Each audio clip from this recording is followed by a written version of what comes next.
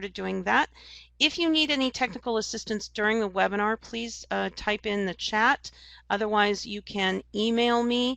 My email address is there, and that will I will be able to get that as quicker than by phone. And if you need a certificate of attendance after attending this webinar, if you could send us a message by either my email address or the Calpro at AIR to request a certificate after the webinar, then we will do that for you. And with that, I will hand it back over to Sharice. Thank you. Great, thank you, Jennifer. And we are really delighted this afternoon to have a familiar name sharing with us on a topic that we consider her an expert in. She's an expert in many areas, but in particular around the area of professional learning. We are pleased to bring you Karen Bautista, who is the current principal at the Inland Career Education Center, formerly San Bernardino Adult School, and it's within the San Bernardino Unified School District. Karen has done a great deal in this area and has really lived what we talk about when we talk about customizing professional learning and making sure that it is effective and beneficial in meeting the professional learning needs of your staff. And so Karen's presentation will hopefully get you energized and enthusiastic and motivated to do some of the wonderful things that she's going to be sharing with us this afternoon. Karen, I'm going to turn it over to you. Thank you so much. Thank you, Sharice. It's great to be here, and it's great to be talking about a topic that I'm so passionate about. Today, the topic is customizing professional learning for your school. And this webinar was designed to share resources with other administrators and to have a collaborative conversation around professional learning. So I do encourage your participation.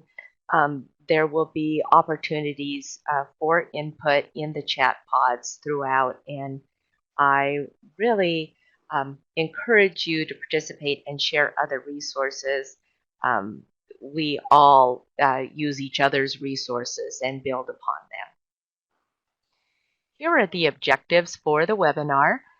By the end of the hour, you will learn the key components of a professional learning plan, review resources for conducting a needs assessment, understand why instructional rounds are important, and perhaps consider a peer coaching model of professional learning. What is professional learning? The only way to increase student achievement is to improve teaching practices. And I put here in the green box what I believe our charge is in this area. As leaders, we build the skill and knowledge of our teachers and support staff as part of our continuous improvement efforts.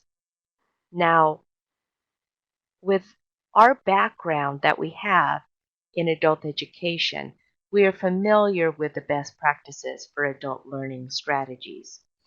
We're very familiar with andragogical practices, and we know the difference in teaching adults, the difference between teaching adults and teaching kids.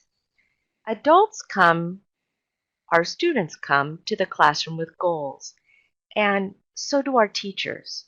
They come to the classroom, they have their own goals, they want instruction to be relevant, they want to be engaged in active learning, they want a learner-centered experience with opportunity for collaboration and a focus on learning.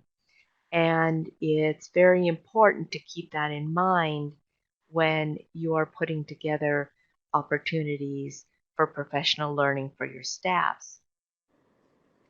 There is a document at the link here, learningforward.org, and these are standards for professional learning that have been laid out so that you can have a conversation with your staff around those standards. I recommend to you their quick reference guide. It's 4 pages, very user-friendly, and it's a great way to start the conversation with your staff around standards for professional learning. There is a graphic that shows the relationship between professional learning and student results. And it talks about how important it is to develop capacity and create support systems for professional learning. I believe that this it's a 4-page document, very easy to understand, and a great way to start the conversation.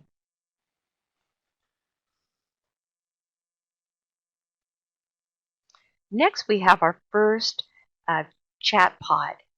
And the question is, what components should your professional learning plan contain? And so I hope we will have some audience participation here. Many of you already have a professional learning plan, whether it's articulated and published or it's your plan for the school year. And what are the pieces that you need to make sure that you include in that plan? I see Laura is going to help me out here. She's participating. Thank you, Laura. Anyone else want to jump on? Oh, great, a learner needs survey.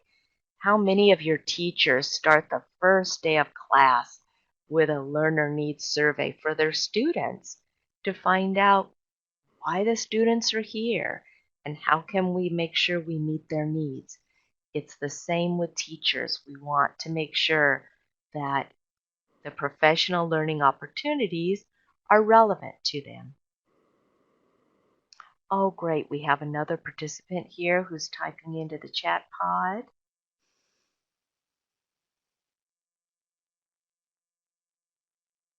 You know, I'm a teacher, so I'm going to be allowing wait time. So there's time for you to jump on and participate. Love it. Shared vision. Great. Yeah. The people who are learning something want to know in what direction they're headed. What is the priority? What should they be focused on? A shared vision is great. Planning timeline. I love it. We always need to have a timeline to keep us in check. Amy, thank you. Teacher self-assessment. An opportunity for teachers to weigh in on where they are with honing their craft. Great. Okay, last chance. Oh, great. We have one more. A budget, yes. Parameters of what we are able to spend money on and what we aren't. And teacher evaluation results. Yeah, the formal evaluation results are also important. Great. Looks like maybe Laura is going to contribute another comment.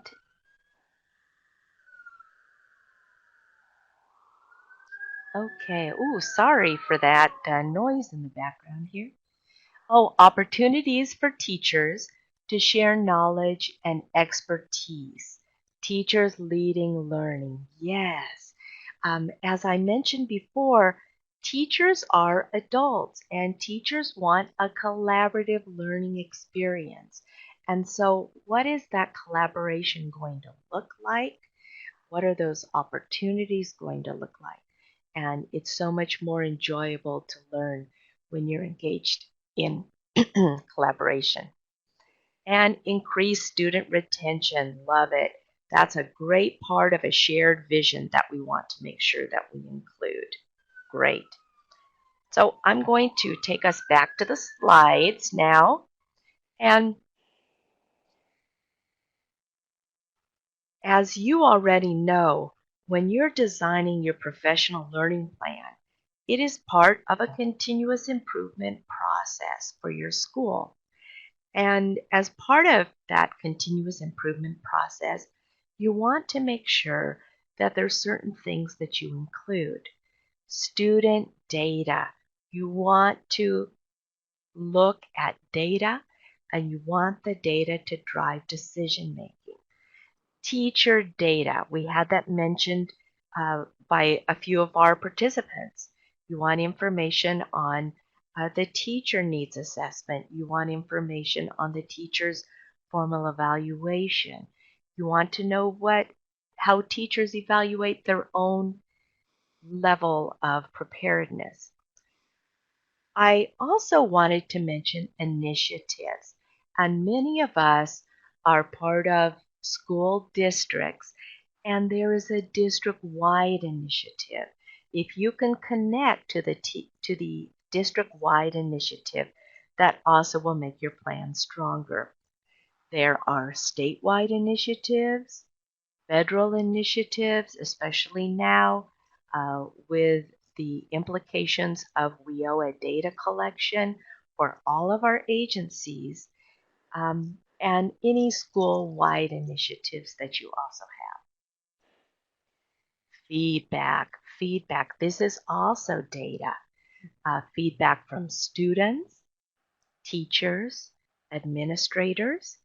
And so I'm sharing with you a link, and this link is for a professional learning planning tool.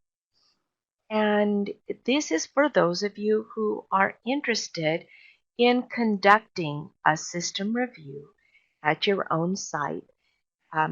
This is about 25, 30 pages long, but it has many different elements. It's organized by the 7 standards for professional learning, and you can evaluate your own program.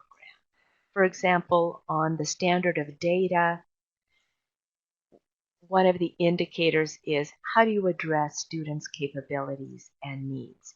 Do you use disaggregated formative achievement data on a level of 0 to 4? Do you use disaggregated summative achievement data on a level of 0 to 4? And this is a great way to evaluate your own program and find the areas that you think should be areas of focus for your institution.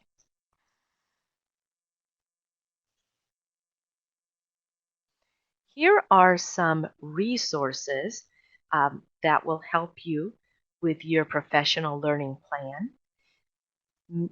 These components include workshops and trainings, webinars, online self-directed courses, conferences, professional learning communities, data collection, goal setting, reflection, feedback, action steps, a timeline that was mentioned, progress monitoring, formal observation, and informal observation. All of these are resources for you. Now we're going to enter into another chat pod, because before you develop your plan, how do you know what skills and knowledge your teachers need? Please share what you are currently doing to determine what skills and knowledge your teachers need. We have a couple of participants sharing here.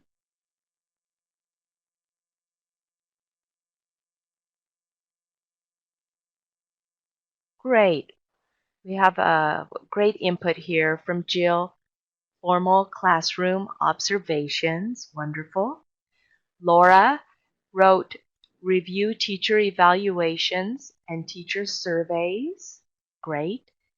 Teacher surveys, I'm guessing this is surveys of teachers, asking teachers what they may be interested in. You may want to clarify that for me if I misunderstood. Sachi, teacher evaluation, needs assessments, and the WIOA Tech Plan Survey. Yes, that's a great tool for us to use. Laura said the annual technology plan, great. Amy says feedback from students. Great. Now, how do you get feedback from students? We at the Inland Career Education Center have an end of term student feedback survey. How do you collect feedback from students? Laura shares that also surveys can be used for the teacher self-assessment, the teacher need assessment.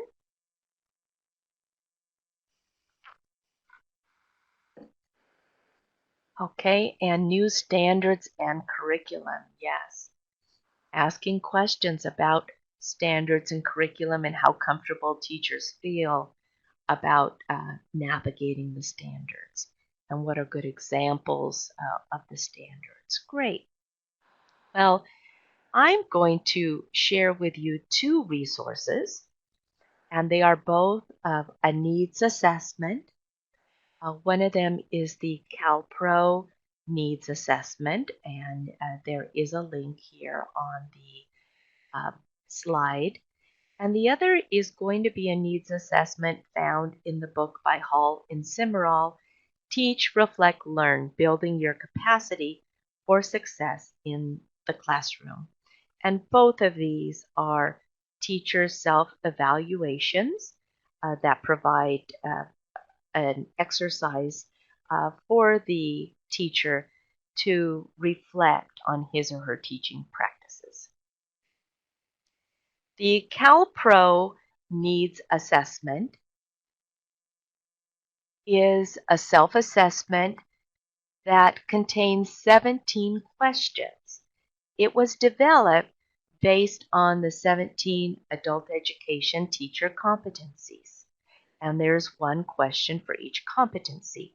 It does take about 45 minutes for a teacher to be very thoughtful as they answer the questions, and teachers will prioritize their needs based on what is relevant to them.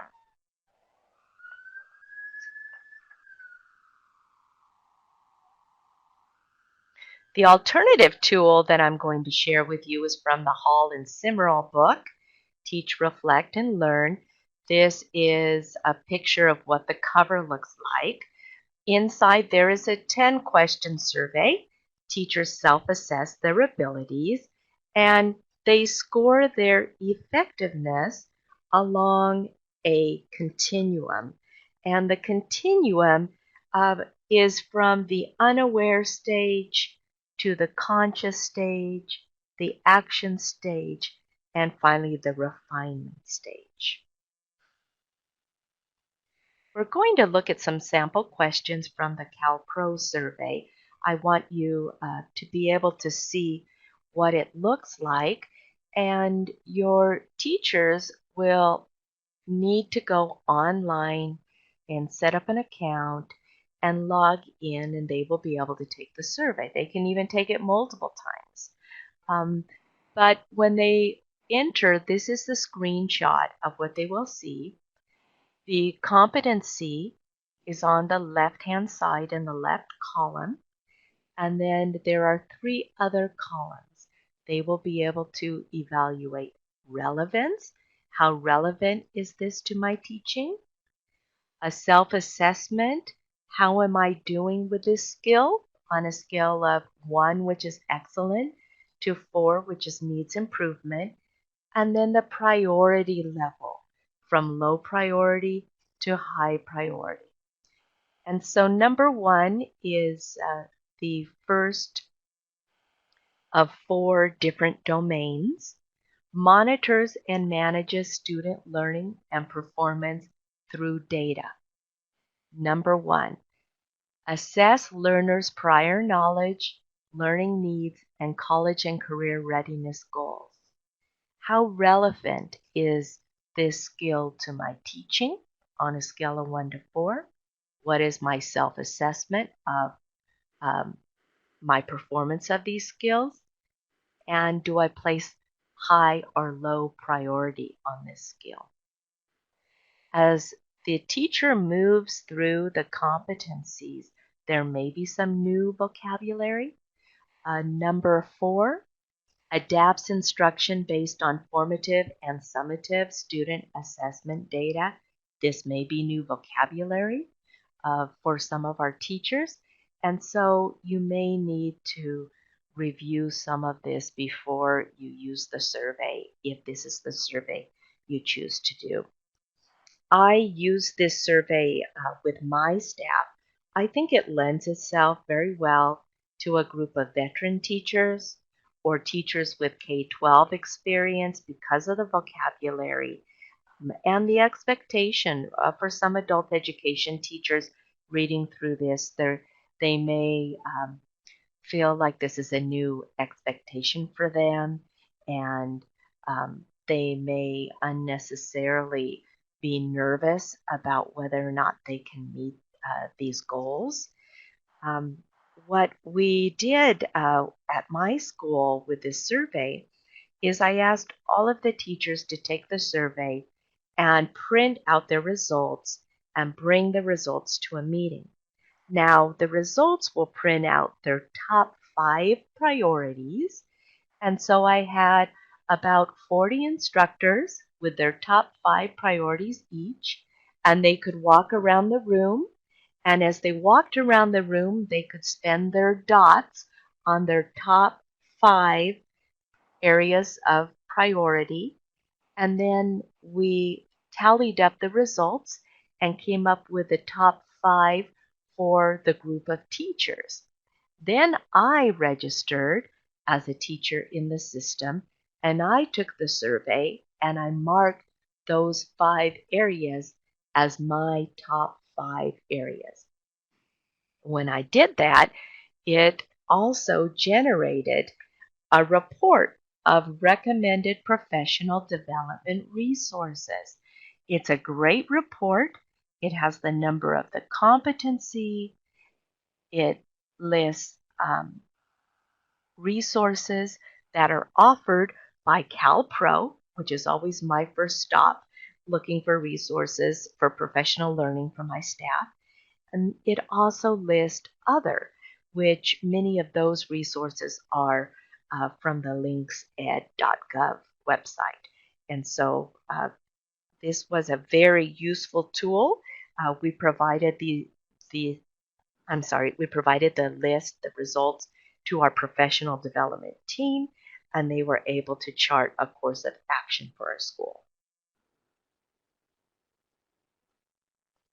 Here is a sample question from the Holland Simar text, and you will notice this is written in a more, or shall I say, less specific language. When I encounter students who struggle in a lesson, I, A, analyze each student's specific struggles to determine a course of action designed to address them. B, can't always tell why they struggle because there are so many variables. C, realize I have little control over how some students perform, so I continue to encourage them. D, look at my teaching strategies to see if changing them might have a better effect. So if I were the teacher, this would be one of 10 questions. I would choose an answer, A, B, C, or D. Each answer is assigned a value, and so I add up my score, and based on adding up my score, it will tell me where I fall in the continuum. And then I move forward in the book and read the chapter that corresponds to where I fall on the continuum. It has some great suggestions for how to have specific conversations with the person who is evaluating my performance. It has some questions that I may want to take to the department chair from my department and ask specific questions of that individual. It really is a great tool, and I also purchased this textbook for every member of my staff. This coincided with our district rolling out a new evaluation process for teachers that involve a goal setting process.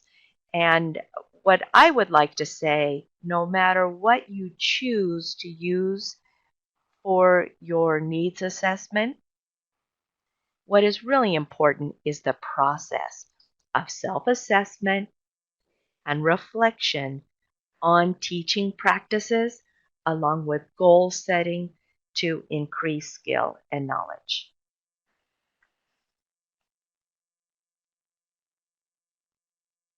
Now, keeping in mind that you have the goal of creating a professional learning plan to build the skill and knowledge of teachers, we need to realize that teachers have been part of a culture of isolated instruction.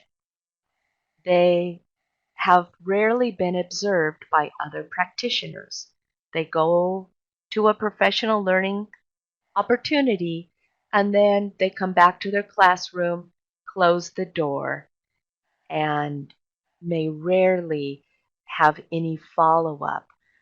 They may rarely be observed by fellow teachers, rarely observed by the department chair, the administrator, anyone. And so the issue with allowing this is that if you want to improve student achievement, then this practice of isolated instruction needs to become deprivatized. Professional learning must change classroom instruction. And as the picture on the slide says, nothing changes if nothing changes. We can have the best professional development opportunities. We can send our teachers to the most fantastic, engaging conferences. But if when teachers step back into the classroom, none of that has affected their teaching strategies, then we really haven't done our due diligence to move teaching forward. And so I'm going to now talk about instructional rounds. And instructional rounds is a process that greatly contributes to creating a culture that is focused on instruction, best practices, and learning from one another. The instructional rounds rationale and explanation of the processes can be found in a book entitled Instructional Rounds. The citation is there for you on the slide. I'm going to share you, the first quote is from the book. The rounds process is an explicit practice designed to bring discussions of instruction directly into the process of school improvement. By practice, we mean a set of protocols and processes for observing, analyzing, discussing, and understanding instruction that can be used to improve student learning at scale. So what is key is that this provides the framework, a formalized process for a safe way to discuss a very personal activity, and that is the activity of teacher instruction. The second quotation is, instructional rounds sit at the intersection of three current popular approaches to the improvement of teaching and learning: walkthroughs, networks, and district improvement strategies. And so for me, I was able to adopt instructional rounds at the same time our district rolled it out as a district-wide strategies. This was great because I could send teachers from my school to participate in instructional rounds on other sites, and they were able to come back and share with the staff how they felt about the process. What are instructional rounds? Well, there are 4 elements of an instructional round process. There is a problem of practice, something that you want to focus on. An example of that might be questioning strategies or student goal setting, student-centered instruction. There are many practices that bridge across all of the variety of courses that are offered at our campuses. Next, there is an observation of the teacher practice, an observation debrief, and then an action plan for the next level of work. So number 2, the second part, would be the observation of practice. Always seek volunteers for this process, whether you're looking for observers or those to be observed. You want to only work with people who are interested and want to be part of the process. For the observers, it's always easier to get more observers to volunteer than it is people to be observed. But you want to start with a team of about 4 to 6 volunteers, explain the process, remind them of the focus, and they will script what they see in each classroom for about 20 minutes. The observed will be those instructors who are going to be observed. And sometimes you have to solicit these on your own. You really want to look at your high performers if possible, and you want to choose people who are going to be comfortable being observed. Schedule the time of the observation, and you may have to arrange for substitute instructors for the observers so that there's no conflict between conducting the observations and their class. And then after they have observed, about 4 or 5 instructors at 20 minutes apiece, you are going to conduct an observation debrief. You will have some chart paper with the name of the team, the date, and you will tell the team you're not going to write any teachers' names down at all on a sheet of paper because that's not the focus. The focus is on teacher instruction, on the practice of teaching. You will discuss as a team the best practices that were observed in each classroom using complete sentences. You will make a continuous list, and then you will go back through the list and place a check mark next to practices that were observed in multiple classrooms. Part 2 of this debrief is writing up the team's recommendations to replicate the observed best practices across the school. Now I'm going to share with you one of the memos that was written by a team that engaged in instructional rounds in the spring. It was an instructional round centered on 21st century skills. We had been working on how to incorporate 21st century skills into all teaching and learning. And this is a memo that goes out the day following across the campus to share with the staff what the report of findings was from the instructional rounds. At the top it says Instructional Rounds, 21st Century Skills, Recommendations. In order to integrate the 21st century skills of communication, adaptability, collaboration, career, technology, critical thinking, and academics, the Inland Career Education Center uses the following best practices. I'm not going to read every one of these to you, but I want to give you a feel for what they say. Number 1, teachers clearly communicate the daily objectives on the board by providing the opportunity for students to read and discuss the goals. Students understand that the outcomes for the day are linked to the planned activities. Here's another one, number 4. Students are actively collaborating with the teacher and other students via pairs, technology, grouping, role play, presentations, research projects, work-based experiences, and note-taking. Now, imagine you didn't participate in the process, but it's the day following the instructional rounds. You heard about it because there was a substitute next door to your room, and you asked what happened to the teacher. Oh, the teacher's participating in instructional rounds today. So you read number 4 because this comes out the following day, and you're thinking to yourself, okay, so these are the best skills going on that were observed around the school. Oh, let me see, am I incorporating any of these into my teaching? Yes, I do have my students engage in pair work, grouping, role play. Oh, my students don't do any presentations, and we're not using any technology. I wonder if this applies to me. I wonder what others are doing.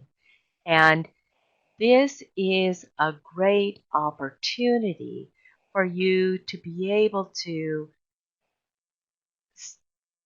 start those conversations, have those conversations. I would say that teachers will be having these conversations on their own, but you can certainly schedule a staff development opportunity, and that will be uh, a follow-up to this, and allow the teachers to talk about these findings and to share if these are things that they do. So now we're going to move to our last chat pod, and I really would like to hear from you. How have you started to change this culture from one of teacher isolation to one of teacher collaboration at your school? Have you tried instructional rounds, or is there something else that you've tried?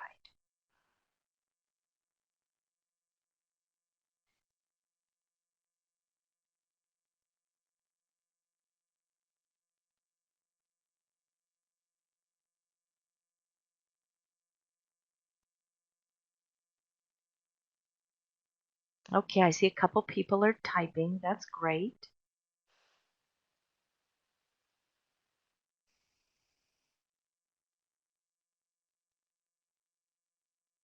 There basically are 2 questions here. One is about changing the culture, and some of you may have some great advice for us on how to change that culture of teacher isolation.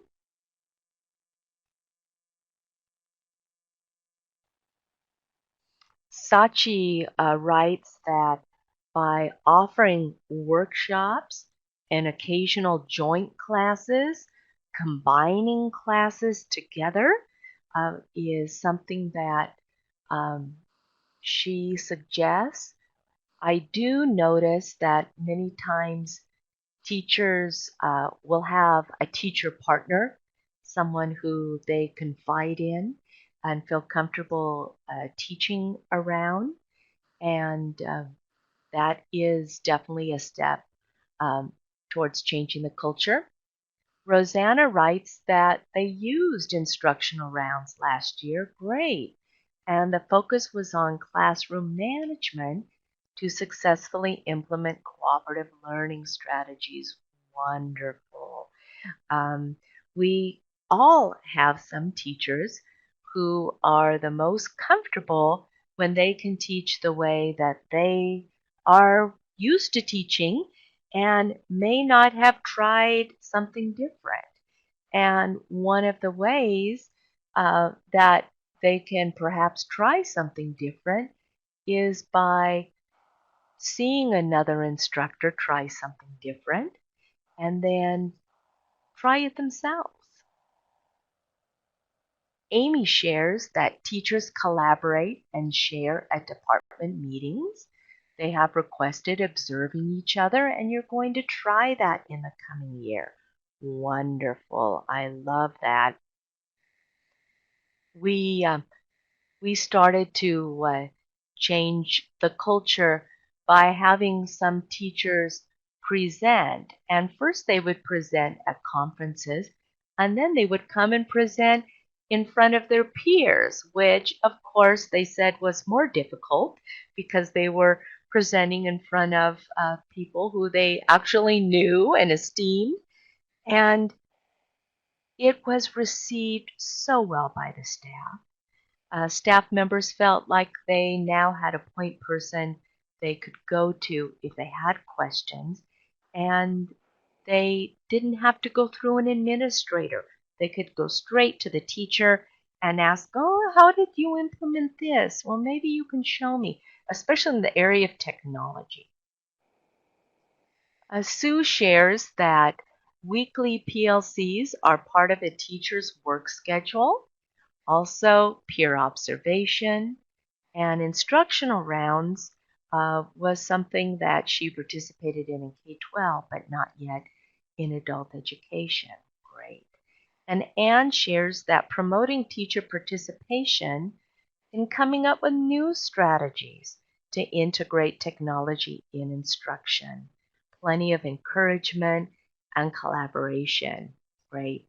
And I want to go back to that integration of technology.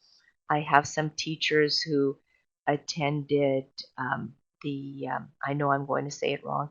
I believe it was the OTAN Technology Symposium. Please correct me if I'm wrong. This past spring. And they came back with so many ideas on how to implement technology in instruction. And teachers would adopt something, and then they would ask another teacher, "Well, now I'm ready to adopt something else. So please show me a trick, something I can do with my students." And it's starting to develop this culture of sharing the latest technology trends in instruction. Now I'm going to move over to the the second part of our question, and it was, have you tried instructional rounds or something else? Susie shares, and here we go. Susie shares, we've done peer observations similar to instructional rounds and have taken department chairs to visit classes with administrators to look for specific practices. I love that. That does remind me something we did this year. We took our administrative team on instructional rounds, and we evaluated the teachers, wrote down a formal evaluation, and then shared with one another to try and calibrate what we each were looking for. That was a great process for us. Allison says she hasn't tried them. They don't appear to have a critical mass of students, so there is not a lot of direct instruction, not a lot of room for collaborations and looking for suggestions. It really is difficult when you don't have a critical mass of students. You might want to focus on some effective one-on-one teaching strategies and reach out to some schools in your area that have that type of a teaching arrangement. I know there are many schools where teaching is a teacher and a small group of students, but there are still plenty of strategies that can be used. Laura shares that we've had teachers conduct peer observations, and she's filled in the classrooms to give teachers an hour of release time. I love it. Be resourceful. Fill in for the teacher yourself. That doesn't cost any money. It is fun. I taught for a teacher twice this year, and the only thing that came out of it on my end was I missed the classroom and wanted to go back in the classroom.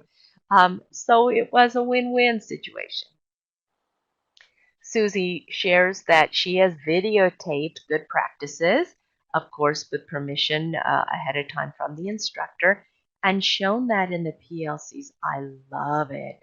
I love that idea of videotaping the strong practices. Sachi shares, we try to encourage peer observations, but only 2 teachers who took advantage of the opportunity, right? And we're going to talk a bit about peer observations. Laura has a suggestion for Allison about working on this idea of instruction and improving teacher instruction within the consortia. I love that idea. Our consortia certainly can be such an asset for us. Wonderful. And let me see, I think there's one more comment from Rosanna under Changing the Culture. And she says that this year teachers will analyze WIOA data to improve learning gain scores and identify mentors and mentees. Wonderful. I love that. Well, this sets us up for moving to the next slide, which is about a peer coaching model. And peer coaching can be so powerful. What is peer coaching? Well, peer coaching is an opportunity for 2 teachers to be engaged in a collaborative and reflective dialogue.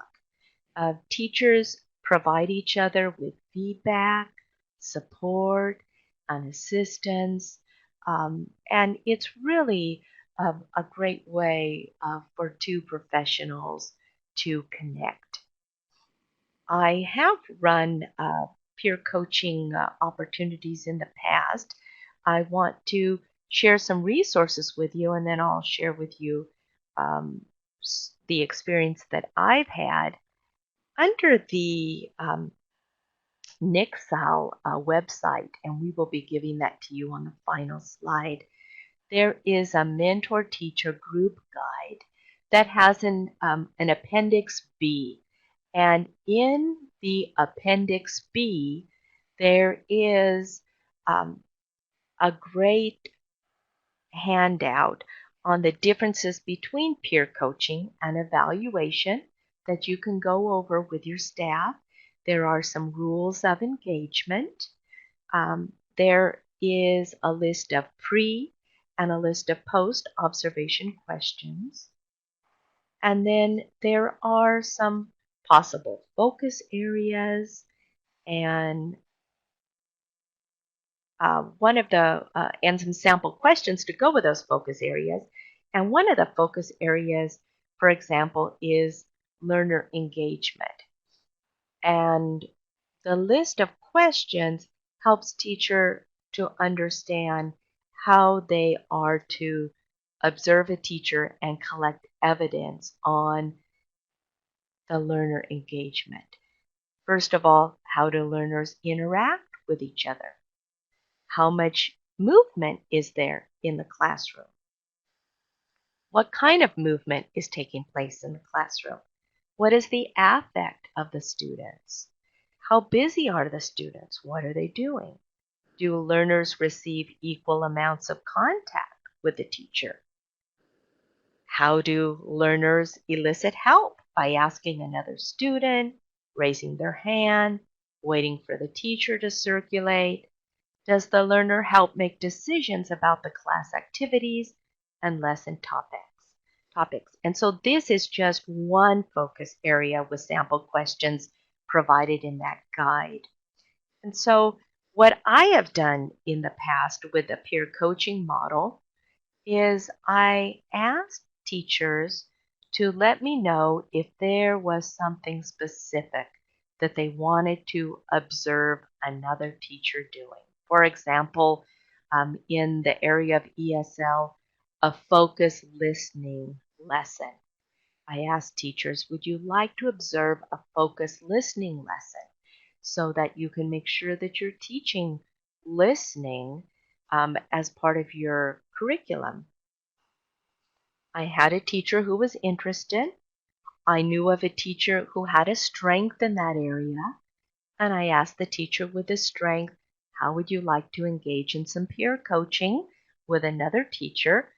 They have requested to observe a focused listening activity, and I believe you do that really well. And would you be interested and maybe observing them in an area that they feel strong in. And I set the two individuals up together. When I provided this in the past, I provided the individuals with 6 hours of paid staff development time because they need to meet together for an hour and engage in the pre-observation conference. They each need to observe the other for about 40 minutes, and then they need to have a post-observation conference together. And I asked for them to write up their reflections on the process and share that with me. And I have yet to find a teacher who didn't feel that it wasn't time well spent. For the individual before who said they only had 2 teachers to take advantage of it, perhaps having those teachers share out about their experience to the rest of the staff may get a few more involved. But we do know that teaching is a very private activity, and there may be individuals who are not quite comfortable with having someone else observe them. But definitely this is an optional activity. The last item I want to share with you is about walkthroughs, and all of us engage in walkthroughs, from formal walkthroughs to informal walkthroughs to the quick 5-minute walkthrough. And there are a variety of forms and a variety of purposes for walkthroughs. In the past, I have experienced we had a checklist type of walkthrough where I would leave the checklist on the teacher's desk as I exited the room. I've also sent emails directly from the classroom praising the staff member about the wonderful instruction that I observed. I've handed out handwritten note cards that I left on the teacher's desk. But of all the variety of forms, the most effective, I would have to say, is speaking face-to-face with a teacher about instruction. And I want to take you back to our goal for professional learning. And if our goal is to improve student results and building the skill and knowledge of teachers so that student instruction becomes more effective, then speaking face-to-face with a teacher about instruction is one of those ways to change the culture. When was the last time you had a discussion with one of your teachers, casually, maybe in the hallway, maybe sitting on the sofa in the staff room, and saying, I just have to talk with you for a minute about that incredible lesson I saw 2 days ago. I couldn't believe how all of your students were using Edmodo to access a PDF of a form that you sent them at 7 o'clock at night, and how engaged they are to access the website on their own. And these are the types of comments that you want to be making in order to perpetuate that culture shift to a culture of shared instructional practices and shared conversations. And so that is what I'm going to leave you with. We do have a final minute or two for any questions that you may have. And hopefully this has been full of resources that are going to be helpful to you this year. If you look in the files section, there is a PDF of professional learning, and this is a PDF of the mentor teacher group guide that I mentioned from the Nixall website on peer coaching. And hopefully that is going to be something that will help you. We have Joan asking for a copy of the PowerPoint. I believe there is a way to access it here on the webinar, so maybe I'll defer to Jennifer for that. Great. Thank you, Karen, very, very much for your wonderful presentation. It was very informative. I believe that is in the professional learning PDF, the file that's there that can be uploaded, and that will be a copy of the presentation that you've just seen. We thank you so much for your time this afternoon, Karen, and to the participants as well. We want to make sure that you're aware that we will have a webinar coming up again in September. It will be on September 7th, and the topic of that webinar will be on teacher effectiveness using the teacher competencies. And so we look forward to having you join us there. It will be an administrator's look at how they were able to incorporate the competencies into their actual evaluation for teachers. So a great webinar to look forward to there, again, September the 7th. Thank you again for your time this afternoon, and Karen, wonderful job. Thank you as always. Thanks, everyone. We will be closing out the meeting in less than 1 minute, and at that time you will see a webinar evaluation pop up on a separate window in your browser. If you need to jump off right now, the web link for that is the webinar evaluation link on the right-hand side of your screen. There's also the Nixall Mentor Teacher Group Guide that Karen mentioned during her presentation. Thank you all for joining us today, and I'm going to put my email address in the chat pod. If you would like a certificate for this for participation in this webinar, please send me an email and let me know, and I will get those out to you. And we will have a recording of this webinar available on our website within 1 week of today. Thank you all so much, and happy summer.